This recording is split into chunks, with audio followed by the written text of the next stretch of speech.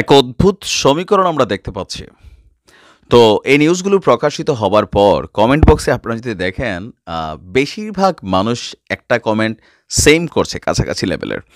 সেই কমেন্টটা হচ্ছে যে জামাত এবং বৈষম্য বিরোধীরা আসলে কি একটাই টিম? এখন এই প্রশ্নটার সপক্ষেও যে যুক্তিগুলো সামনে আসে যে আমরা যাদেরকে সমন্বয়ক হিসেবে চিনি তাদের অনেকেই আপনার কি বলা হয় যে জামাতের রাজনীতির সাথে কানেক্টেড ছিল।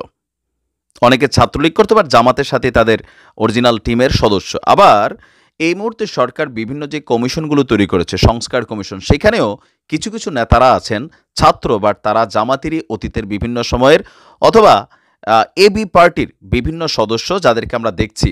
তো এই কারণেই অনেকে এটাকে মনে করছেন যে বৈষম্য বিরোধী প্ল্যাটফর্ম এটা আসলে জামাতের সরকারের মানে জামাতেরই একটা সি অথবা ডি টিম। আচ্ছা, যাই হোক, এখন এই বিষয়টা আরও আলোচনায় আসছে কেন? আপনাদের এই মুহূর্তে সবার কনসার্নে আগামীকালকে যেই 31শে ডিসেম্বর বৈষম্য বিরোধী প্ল্যাটফর্ম যেই ঘোষণা দিয়েছে, ওই দিন কাকতালীয়ভাবে জামাত আর একটা কর্মসূচি পালন করতেছে। তবে মজার বিষয় হচ্ছে জামাতের প্রোগ্রামটা হচ্ছে সকালে আর বৈষম্য বিরোধীদের প্রোগ্রামটা হচ্ছে বিকেলে। হইতেই পারে, কিন্তু যখন আজকে বৈষম্য বিরোধীরা ঘোষণা দিয়েছে 2.5 লক্ষ ছাত্র জনতা তারা ওই জায়গাতে একত্রিত করবেন, জমায়েত করবেন, তো সাধারণ মানুষের একটা প্রশ্ন উঠে আসছে, এই মুহূর্তে সমন্বয়কদের এই কাজটাতে 2.5 লক্ষ ছাত্র জমায়েত করতে সকালবেলা জামায়াতের যে প্রোগ্রামটা থাকবে, ছাত্র শিবির সহ বিভিন্ন যারা থাকবেন তারাই কি বিকালে বৈষম্য বিরোধীর ওইখানে গিয়ে এই গণজমায়েতটাতে সহযোগিতা করবেন, নাকি আসলে আলাদাভাবে আসবে? তবে আমি মনে করি আলাদাভাবে আসার সম্ভাবনাটাই বেশি। রাজধানীতে একই দিনে কর্মসূচি পালন করতে যাচ্ছে বৈষম্য বিরোধী ছাত্র আন্দোলন এবং ইসলামী ছাত্র শিবির। যখন ছাত্র শিবিরের প্রোগ্রামটা সামনে আসছে, ছাত্ররাই আবার ওইখানে একটা প্রোগ্রাম করতেছে, তো সেখানে এই বিষয়টা কানেক্টেড হয়ে যাচ্ছে। আলাদা সময় এবং স্থানে ঢাকা এসব কর্মসূচি ঘিরে রাজনীতির মহলে চলছে আলোচনা। কারণ বিএনপিকে যে কোনো মূল্যে প্রতিহত করার জন্য কিন্তু চেষ্টা করছে জামাত। প্রশাসন থেকে সব জায়গায় জামাতের যারা ঊর্ধ্বতন মানে মানুষরা আছেন তারা কিন্তু একটা পজিটিভ অবস্থান নিয়ে নিয়েছেন। বিএনপি অনেক জায়গায় ভাত পাচ্ছে না এমন অনেকে বলছেন।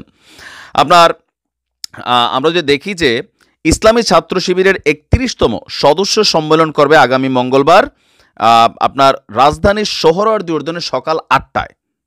এত সকালবেলা এই প্রোগ্রামটা কেন দেওয়া হলো? এটা একটা প্রশ্ন, যে নর্মালি প্রোগ্রামগুলো থাকে বিকেলে, কিন্তু কেন সকাল 8টার সময় ছাত্র শিবিরের এই প্রোগ্রামটা দেওয়া হলো, যেখানে প্রধান অতিথি হিসেবে উপস্থিত থাকবেন জামাত ইসলামের আমির ডাক্তার শফিকুর রহমান। তারা বলছেন যে এই সম্মেলনের মাধ্যমে নতুন নেতৃত্ব আসবে।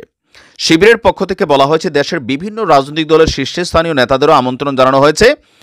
আর বৈষম্য বিরোধী ছাত্রদের যেই জুলাই বিপ্লবের ঘোষণাপত্রর আমরা যেটা দেখছি, এই প্রোগ্রামটা দেওয়া হয়েছে আপনার শহীদ মিনারে বিকেল 3টায়। তো 8টার সময় ছাত্র শিবিরের সারা বাংলাদেশ থেকে আসা নেতাকর্মীরা 8টা থেকে 10টা 11টা 12টা হয়তো থাকতে পারে, একটু লাঞ্চ টাঞ্চ করলো, তারপর কি বিকালে আবার মানে বৈষম্য বিরোধী ছাত্র আন্দোলনের সেই প্রোগ্রামের মধ্যে পাঞ্জাবি পরিবর্তন করা, ধরেন শার্ট প্যান্ট পরা, অথবা পাঞ্জাবি পরলো, টুপিটা খুলে ফেললো, এরকমভাবে হয়তো অনেক নেতাকর্মী যাবেন বলেই আপনার এটা নিয়ে আলোচনা এবং সমালোচনার জায়গাটা তৈরি হয়েছে। তো বিভিন্ন কারণে অনেকেই সেই প্রথম থেকে বলা হচ্ছে যে এই বৈষম্য বিরোধী প্ল্যাটফর্মটা জামাতেরই ম্যাটিকুলাস প্ল্যান। ইভেন জামাতের বেশ কয়েকজন নেতা বলছিল যে এটা তারা একটা বড় ধরনের নেতৃত্ব রেখেছিল। আবার আমাদের সমন্বয়করা বলছিল, নাহিদ থেকে শুরু করে অনেকেই, যে জুলাই আগস্টে সেই উত্তাল দিনগুলোতে জামাতের অনেক শিবিরের মানে অনেক নেতারা তারাই গাইডলাইন করতো। তো ওই সময় একটা টিম হিসাবে সবাই কাজ করছে, সবার সাথে কম বেশি যোগাযোগ ছিল। তো এই মুহূর্তে আবার যখন একই দিনে দুইটা ঘটনা ঘটছে, তো কেউ কেউ বলছে যে জামাত ছাত্র শিবির মানে জামাত ইসলাম এবং বৈষম্য বিরোধীরাকে হাত মিলিয়েছে, নাকি এরাই টিম এ টিম বি হিসাবে কাজ করছে বিভিন্ন জায়গায়। তবে আমার মনে হয় বিষয়টা হয়তো বা এরকম না। বৈষম্য বিরোধী প্ল্যাটফর্মের ছাত্ররা তারা স্কুল, কলেজ, ইউনিভার্সিটি লেভেলে, প্রাইভেট ইউনিভার্সিটি লেভেলে তাদের হিউজ একটা ফলোয়ার্স আছে, সেই জায়গা থেকে তাদের টিমটা হয়তো আলাদা আসতে পারে। আবার এখানে ভিন্নতা ঘটলে ঘটতে পারে, দেখা যাক কি হয়। ভালো থাকুন, আসসালামু আলাইকুম।